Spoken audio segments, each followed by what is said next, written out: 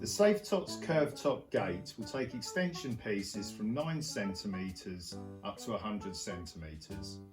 When fitting a 9, 18 or 27 cm extension, you'll receive an extension and 2 small pins. We slot the pins, the fat side into the extension, and then the thin side of the pins will go into your curved top gate. We have a curved top gate here, so all we do is we remove the spindles and the hand wheels from the side. We slot the extension piece into the holes where the spindles were, closing up together. And then we put the spindles in the far side of the extension, and we would continue the fitting process as per we did for the curved top gate. If you have an extension piece which is either 36 centimeters, 45, 54, 63 or 100, it comes with a clamp to give it some additional security. So to fit this extension, we would follow the process in the instructions. To fit the extension with the clamp to this side of the gate, the first thing we do is just remove the spindles on the top and bottom of the gate.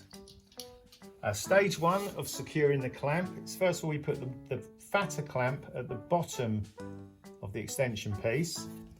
We slot it in and we tighten up the nut and bolt that's provided to hold the extension clamp in place. And to do this, it's really useful to have 2 Phillips screwdrivers, one where you can hold at the back and the other one to turn the screw at the front.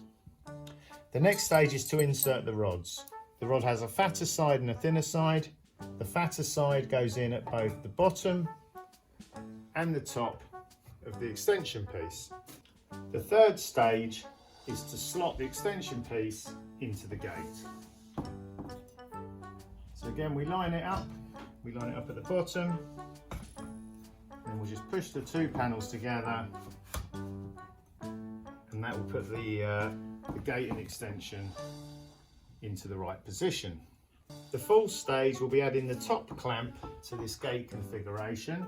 Again, we take the top, the thinner clamp, we slot that over the top, lining the holes up, and we put the nuts and bolts in